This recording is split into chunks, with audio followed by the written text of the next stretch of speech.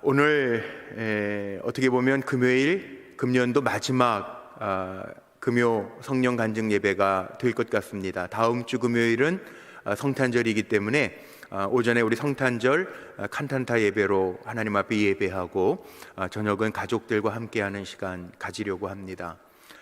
금년도 마지막 금요 예배를 인도하면서 제 마음속에 들었던 마음은 이 어려운 때지만 정말 주님에게서 배워야 할, 주님의 마음을 닮아야 할 것들이 있는데 주님의 마음 대표적인 게 온유와 겸손이죠. 그래서 오늘 말씀의 제목은 지난주에는 주여 온유하게 하소서라고 하는 제목으로 말씀 나눴는데 오늘은 주여 겸손하게 하소서라고 하는 제목으로 말씀을 나누려고 합니다. 주님에게서 배워야 할 가장 귀한 성품은 여러 가지가 있겠지만 온유와 겸손입니다. 주님의 마음은 부드러우십니다. 함부로 저주하고 또 정죄하지 않으시고 현장에서 잡혀온 여인에게도 나는 너를 정죄하지 아니하겠다 그리고 용서해 주시고 돌려보내시죠. 이게 온유입니다. 부드러운 마음입니다. 포용하는 마음입니다. 삭개오가 주님을 만나고자 할 때 그를 마음에 품어주십니다. 그리고 그의 집에 유하시면서 그의 죄를 사하시고 또 그를 용서하시고 이스라엘의 자손 하나님의 백성이라고 일컬어 주십니다. 주님에게서 배워야 할 온유, 주님에게서 배워야 할 겸손이 있습니다. 오늘 세 군데 말씀을 읽었는데 눈치가 빠르신 성도님들은 다 이미 눈치를 채셨을 겁니다. 오늘 읽은 말씀 가운데 마태복음 23장 11절 12절에 보니까 너희 중에 큰 자는 너희를 섬기는 자가 되어야 하리라. 누구든지 자기를 높이는 자는 낮아지고 누구든지 자기를 낮추는 자는 높아지리라 라고 하는 말씀이 있어요. 자, 질문을 하나 할 거예요. 퀴즈를 하나 낼게요. 맞춰보십시오. 나는 무엇일까요? 누구일 수도 있고 무엇일까요? 나는 가난한 자나 부자, 못 배운 자나 많이 배운 자, 하나님의 은혜를 아는 자나 모르는 자, 신앙의 연륜이 오래된 자나 초신자나 할 것 없이 무차별로 공격하는 자입니다. 나는 변신과 변장의 명수이므로 쉽게 노출되지 않습니다. 나는 모든 분야의 관계에 특별한 영향을 미치기 때문에 그 파괴력이 무궁무진합니다. 나는 기독교 역사상 영적인 사람들을 가장 많이 넘어뜨린 역할을 담당한 그 무엇입니다. 또한 공동체를 파괴하는 데 가장 끈질겼던 악명 높은 요소이기도 합니다. 나는 공동체의 발전과 성장을 저해야 하는 요소 중에 가장 중요한 역할을 담당했습니다. 하나님께서 가장 싫어하시는 죄목 중에 하나이고 인생의 패망의 선봉이기도 합니다. 나는 무엇일까요? 대답을 하신 걸로 제가 듣겠습니다. 교만이죠, 교만. 답은 교만입니다. 행복은 성취나 소유를 통해서도 올 수 있습니다. 그런데 진정한 행복은 대부분 관계 속에서 오죠. 근데 이 교만한 사람들, 교만이라고 하는 것, 관계를 깨트리는 거라는 거예요. 그래서 많은 신학자들이 교만에 대해서 정의를 내릴 때 교만을 뭐라고 이야기하냐면 교만은 불행이다, 교만은 죄의 어머니다, 이런 표현들을 씁니다. 한 번쯤은 들어보신 일이 있을 거예요. C.S. 루이스라고 하는 기독교 책을 많이 썼죠. 순전한 기독교라고 하는 책에서 그는 이렇게 교만에 대해서 말합니다. 뭐라고 교만을 이야기하냐 하면 역사가 시작된 이래 모든 나라와 가정이 겪는 불행의 주된 원인은 교만이다. 때때로 어떤 악덕은 사람을 하나가 되게도 한다. 우리는 술 취한 사람이나 음란한 사람들 중에서도 우정과 교제를 발견할 수 있다. 그러나 교만은 항상 대립을 가져온다. 사람과 사람 사이에서뿐만 아니라 사람과 하나님 사이에서도 대립을 가져온다. 하나님 안에 있으면서도 우리는 우리 자신보다 측량할 수 없을 만큼 뛰어난 그분에게 맞서곤 한다. 하나님이 모든 면에서 뛰어나시다는 점과 우리는 아무것도 아니라는 점을 깨닫기 전에는 하나님을 알 수 없다. 교만한 자는 늘 사람과 사물을 내려다본다. 그리고 내려다보는 한 그 사람은 위에 계신 분을 볼 수 없다. 교만한 상태에서는 하나님을 절대로 알 수 없다. 교만하면 하나님을 알 수 없어요. 교만은요, 하나님은 보이지 않고 자기만 보이는 게 교만이에요. 그런데 하나님은 오르시잖아요. 하나님 정확하시잖아요. 이걸 인정할 수 있어야 겸손할 수 있습니다. 교만이 왜 우리의 행복을 무너뜨리냐 하면, 교만이 왜 하나님의 오는 축복을 막느냐 하면 자기 자신 때문에 그렇습니다. 자기 자신을 높이기 때문에, 자기 자신을 믿기 때문에, 자기 자신을 우월하다고 생각하기 때문에 이 교만은 인간의 삶에 있어서 패망의 선봉이 될 수밖에 없습니다. 교만은 자기 자신만을 믿기 때문에 그래요. 우리가 믿어야 될 대상은 하나님이에요. 내가 오른 게 아니라 하나님이 오르신 거예요. 겸손한 사람은 어떤 사람입니까? 겸손한 사람은요, 겸손하게 자기를 낮추고 사람과 사람을 연결할 수 있는 사람이 겸손한 사람입니다.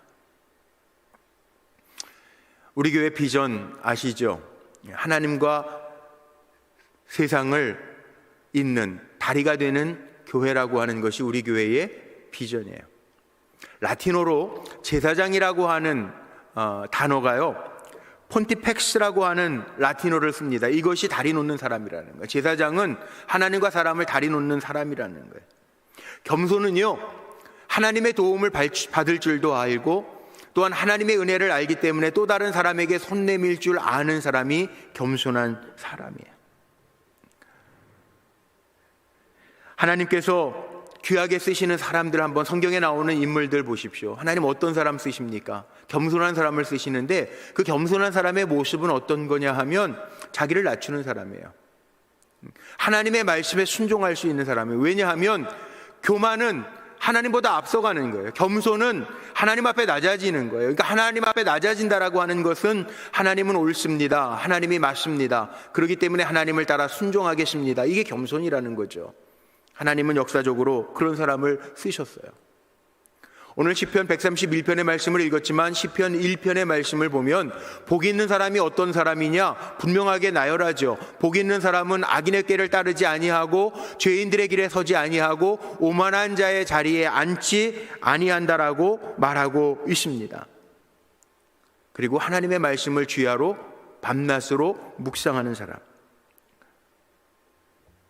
주님은 어떤 분이냐 하면 우리가 기대하고 있는 이 땅의 평화의 왕으로, 왕 중의 왕으로 오시는 주님 어떤 분입니까? 사도 바울은요, 빌립보서 2장 오늘 말씀 읽었죠? 2장 5절로 11절에 보면 예수님을 이렇게 소개하잖아요. 너희 안에 이 마음을 품으라는 거예요.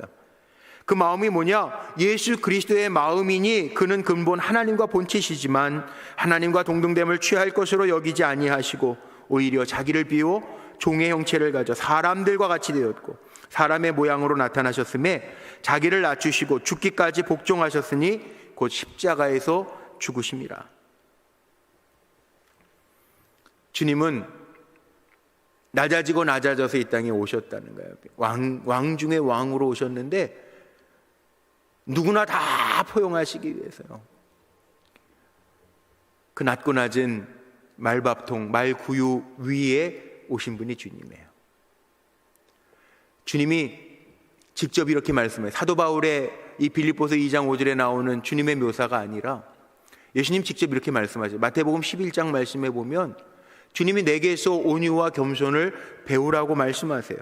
그러면 너희 마음이 쉼을 얻을 것이니 이는 내 멍에는 쉽고 내 짐은 가벼움이라. 멍에를 주님과 같이 맨다는 거예요. 그럼 내가 힘이 있어서 매는 게 아니라 주님과 같이 맨 멍에, 주님이 이끄시는 대로 우리는 따르기만 하면 된다는 거예요. 그러나 우리의 마음속에요, 내 멍에를 메고 나에게서 배우라, 주님에게서 배우라는 거예요. 그 낮아지고 낮아지는 모습을 주님에게서 배우라는 거예요. 성 어거스틴의 제자가 스승인 어거스틴에게 찾아가서요 물어보잖아요. 기독교의 덕목 가운데 가장 중요한 것이 무엇입니까? 어거스틴이 대답합니다. 겸손이라고. 그래서 또 질문을 합니다. 그럼 두 번째로 중요한 건 뭡니까? 또 겸손이라고. 세 번째 질문합니다. 세 번째 중요한 건 무엇입니까? 겸손이라는 거. 이게 왜 기독교의 진리입니까? 왜 기독교의 중요한 가치입니까? 겸손이라고 하는 것은 내가 옳은 것이 아니라 하나님께서 옳으십니다라고 하는 것을 인정하는 게 겸손이죠. 2020년도가요. 이제 연말이 되어가지고 그런 이야기들 많이 나오죠. 뭐 한 해의 뉴스도 나오고 한 해의 화제거리도 나오고 그러는데 타임즈 그 표지에 보니까 2020년도는요 가장 어려웠던 해, 가장 나빴던 해라는, 월스트라고 하는 단어를 쓰더라고. 가장 나빴던 해라는 거야. 그런데 이 어려움 속에서도 우리가 기억해야 될 게 있어요. 이 어려움을 겪으면서 그렇다고 하나님 틀리고 내가 맞았나요? 아닙니다. 우리의 고백 속에 늘 있어야 될 것은요, 하나님이 옳습니다, 하나님이 맞았습니다, 이거 인정하지 않으면 안 돼요. 아무리 힘들고 어려운 일이 있어도 이걸 통하여 하나님이 주시는 은혜가 있을 거예요.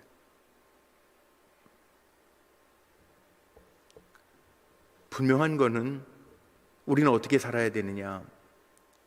시편 131편을 제가 읽은 이유가 있습니다. 다윗의 시죠. 다윗이 고백하면서요, 뭐라고 고백하냐면, 아주 짧은 시편이지만 여기에 보면 다윗의 마음을 볼 수 있어요. 다윗이 뭐라고 이야기하냐면, 여호와여 내 마음이 교만하지 아니하고, 내 마음이 교만하지 아니하대요. 내 눈도 오만하지 아니하대요. 그러면서 뭐라고 이야기합니까? 다윗은 주님의 팔에 안겨서 젖된 아이와 같은 마음으로 큰일, 뭐 내가 대단한 걸 하겠다고 힘쓰지 아니하고, 그리고 주님만을 바라보겠다라고 하는 고백을 합니다. 다윗이 도피 생활도 하고 피해 다니고 어려움과 위기 속에 있었어요. 그런데 자기가 하나님보다 앞서지 않아요. 절대 앞서지 않아요. 하나님, 내 마음이 교만하지 아니하고 내 눈이 오만하지 아니하고, 젖된 어린아이가 부모의 품 안에서 주를 바라는 것처럼, 평안한 것처럼 그렇게 주님만을 바라겠습니다 라고 하는 고백을 합니다. 흔히 이렇게 얘기하죠. 모세의 시대와 다윗의 시대가 다릅니다. 모세의 시대에는 하나님이 이스라엘 백성을 이끌어 가시면서 정말 눈에 보이는 큰 기적들을 많이 행하셨습니다. 근데 다윗의 시대는 모세의 시대만큼 큰 눈에 보이는 기적들은 없었습니다. 그러나 다윗의 순전함이라고 하는 건 뭐죠? 주님의 마음, 하나님의 마음을 알고자 하는 마음이 있었어요. 그래서 시편 이 짧은 다윗의 고백 속에 보면, 이스라엘아 지금부터 영원까지 여호와를 바랄지어다, 이 고백을 다윗이 하고 있어요. 겸손하게 주님만 바라겠습니다, 이 마음. 다윗의 눈에는 물론 기적도 보았죠. 하나님의 지시를 따를 때 승리, 전쟁의 승리도 보았죠. 근데 다윗이 하나님의 마음에 합할 수 있었던 이유는 다른 게 아닙니다. 이스라엘아 지금부터 영원까지 여호와를 바랄지어다. 겸손이라는 게 그거예요. 내가 하나님보다 힘 많아요? 아닙니다. 내가 하나님보다 지혜로워요? 아닙니다. 겸손하게 주님을 바라보는 거, 여호와 하나님을 바라보는 게 겸손이에요. 그래서 우리가 겸손에 이르기 위해서는 두 가지가 필요하죠. 하나는 나 자신을 아는 거예요. 내가 어떤 존재인지 아는 거예요. 우리는 정말 약한 존재예요. 우리는 정말 연약한 존재예요. 한시라도 주님이 눈을 돌리시면, 관심을 갖지 아니하시면 살 수 없는 존재예요. 내가 누군지를 알아야 겸손할 수 있어요. 둘째는 하나님이 누구신지 알아야 겸손할 수 있어요. 하나님 누구시죠? 높으신 하나님이에요. 성경에는요, 주 앞에서 낮추라, 그리하면 주께서 너희를 높이시리라. 야고보서 4장에 있는 말씀입니다. 우린 주님 앞에서 높아질래야 높아질 수 없는 사람들. 사람의 마음의 교만은 멸망의 선봉이고 겸손은 존귀의 앞잡이라. 잠언 18장에 있는 말씀이죠. 우리 인간의 교만이 어디에서 왔어요? 불순종에서 왔습니다. 하나님과 같아지려고 하는 마음에서 교만이 왔어요. 아담과 하와가 사단의 꾀임에 넘어간 이유도 하나님과 같이 눈이 밝아진다. 하나님과 같이. 자기 존재를 깨닫지 못하고 전능하신 하나님과 같이 되려고 하는 그 마음 때문에 불순종의 죄를 짓게 되죠. 하나님이 주신 벌이 뭡니까? 흙으로 돌아가. 땀 흘려서 일해야 되는 이 흙이라고 하는 단어가요, 라틴어로 그렇게 되어 있더라고요. 휴머러스라는 단어를 씁니다. 이게 흙이라는 거예요. 티끌. 거기에서부터 영어의 겸손이라고 하는, 휴미니티라고 하는 단어가 나왔죠. 이게 무슨 얘기예요? 흙, 티끌, 내가 흙과 티끌과 같은 존재라고 하는 것을 아는 것, 이게 겸손이에요. 하나님 앞에 우리는 아무것도 아니에요. 그럼에도 불구하고 인간은 틈만 있으면 높아지려고 해요. 우리가 잘 아는 창세기 11장에 보면 바벨탑 사건이 있습니다. 노아 홍수 이후에 인간들이 다시 도전하죠. 창세기 11장 2절로 4절 말씀에 보면 성과 대를 쌓아 꼭대기를 하늘에 닿게 하여 우리의 이름을 내고 온 지면에 흩어짐을 면하자 하였더니 라는 말씀이 나옵니다. 하나님과 같아지려고 하는, 인생의 탑을 쌓아서 하늘에 닿게 하여 자기들의 이름을 내고자 하는 마음이 인간에게 있었다는 거예요. 겸손은요, 내가 누군지 아는 것, 내가 흙과 같은 존재, 티끌과 같은 존재인 것을 아는 것. 오늘 예배를 드리면서 정말 그렇지 않습니까? 눈에 보이지도 않는 것, 바이러스, 이것 때문에 우리의 마음에 두려움을 주는 것, 이게 인간이더라고요. 아무것도 아닌 것 같지만 쉽게 흔들릴 수밖에 없는 게 우리 인간이더라고요. 이렇게 흙과 같은 존재, 티끌과 같은 아무것도 아닌 존재. 성경은요, 겸손에 대해서 참 많은 말씀을 하고 있습니다. 겸손에 대한 말씀들 보면 잠언 9장 12절 말씀 제가 읽어드릴게요. 내가 만일 지혜로우면 그 지혜가 내게 유익할 것이나 내가 만일 거만하면 너 홀로 해를 당하리라. 마태복음 18장 4절 누구든지 이 어린아이와 같이 자기를 낮추는 그이가 천국에서 큰 자니라. 예수님의 말씀이죠.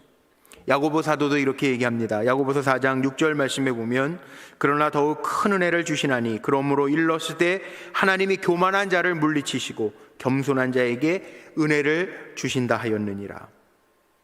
베드로도 이렇게 얘기하죠. 베드로전서 5장 말씀에 보면 젊은 자들아 이와 같이 장로들에게 순복하고 다 서로 겸손으로 허리를 동이라.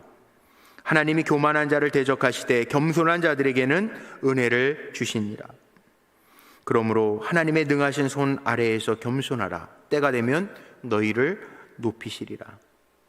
잠언 3장에 보면 이런 말씀도 있습니다. 너는 마음을 다하여 여호와를 의뢰하고 내 명철을 의지하지 말라. 너는 범사의 그를 인정하라. 그리하면 내 길을 지도하시리라.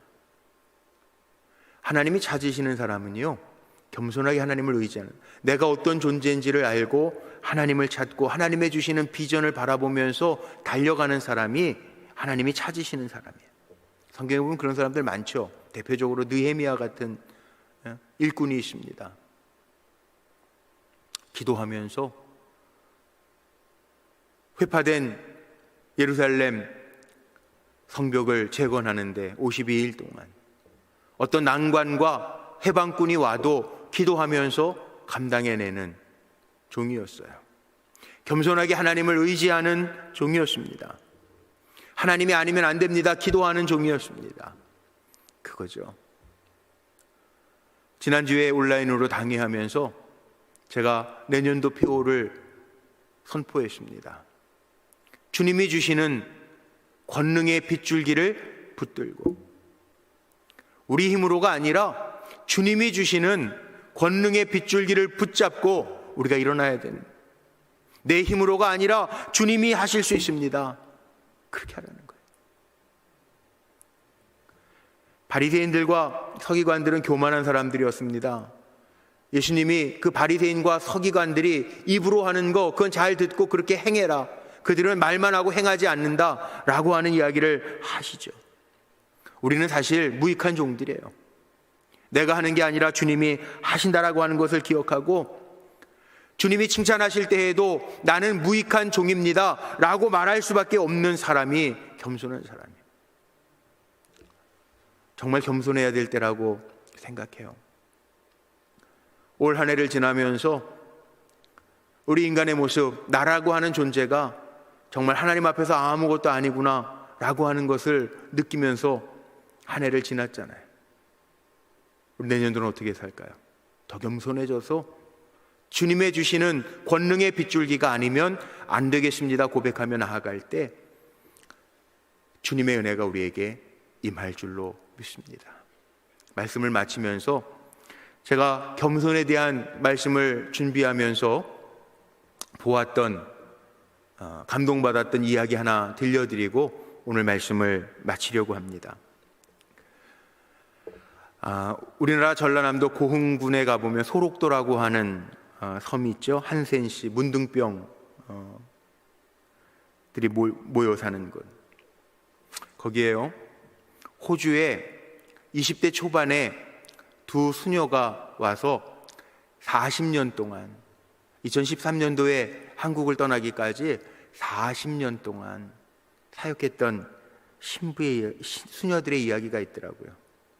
마리안이라고 하는 수녀와 마가레트라고 하는 수녀인데 40여 년, 43년을 소록도에서 섬기면서요, 떠날 때에는 아무도 모르게 조용히 섬을 떠났다고 합니다. 그런데 편지 한 장을 남겼는데 그 편지에는 이렇게 쓰여져 있었다는 거예요. 제가 한번 읽어드릴게요.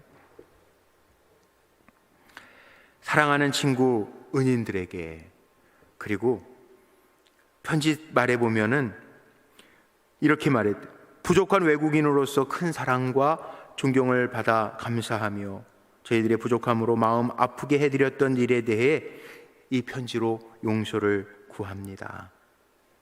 그리고 쭉 편지를 써나갔대요. 근데 정작 그 수녀들이요, 한센시병을 앓고 있는 사람들을 치료할 때는 장갑도 끼지 않고 더 구석구석 발라주려고요, 맨손으로 그렇게 치료해주고 약을 발라주던 사람들이었다는 거예요. 외국인이었지만 그 소록도에서 그렇게 선한 영향력을 끼치는 그 수녀들이 나이를 들어갈 때 43년이라고 하는 시간 동안 이런 섬김의 사역을 하면서 사람들에게 친숙하게 할매라고 하는 칭호로 70이 되도록 섬겼다는 거예요. 환갑잔치를 해주겠다고 할 때에는 사람들이 너무 고마워서 20대 초반에 와서 환갑을 맞이하니까 너무 고마워서 환갑잔치를 해주겠다고 그러니까 기도하러 간다고 그러고 피했다는 거예요. 그리고 오히려 그 수녀들에게 오스트리아 나라에서, 호주에서 오는 지원금 이런 거로는요, 생활비 쓴 것이 아니라 그 환자들을 치료하는 약, 또 간식비, 또 성한 몸이 돼서 그 소록도 섬을 떠나갈 때 필요한 여비도 주고 그랬다는 거예요. 40여 년의 사역을 마치고 누구에게 알려질까봐, 요란한 송별식이 될까봐 조용히 떠나갔다는. 나중에 이 사실을 알고 우리 한국의 기자들이 호주로 찾아가서 인터뷰하려고 했는데 취재할 때도요, 절대 자신들의 모습을 드러내지 않았는데 그 취재하는 기자가 그 3평 남짓한 방에서 사는 그 수녀님들을 보고요, 굉장히 도전을 받았다는 거예요. 한글로 한번 생각해 보세요. 20대 초반에 와서 70이 넘도록 43년 동안 소록도에서 섬김의 삶을 살다가 본국으로 돌아갔는데 호주에서 오래 살았습니까? 한국에서 오래 살았습니까? 그 수녀님 방에 한국말로 쪽지가 하나 이렇게 편말이 써 있었는데 뭐라고 써 있냐면 선하고 겸손한 사람이 되자라고 하는 그 글머리에 이렇게 써 있었다는. 짧은 이야기지만 저는 그 이야기를 보면서 정말 성경에 나오는 주님이 칭찬하려고 해도 나는 무익한 종이었을 뿐입니다 라고 고백하는 사람처럼 우리에게도 그런 겸손 있어야 되지 않을까라는 생각을 해봅니다. 오늘 말씀 마칩니다. 우리 사랑하는 성도님들, 한 해를 어려운 중에 달려왔습니다. 내년도를 준비해야 됩니다. 우리가 준비해야 될 마음은 주님 안에서 다시금 온유와 겸손을 배우고 주님의 마음으로 한 해를 준비할 수 있어야 되겠습니다.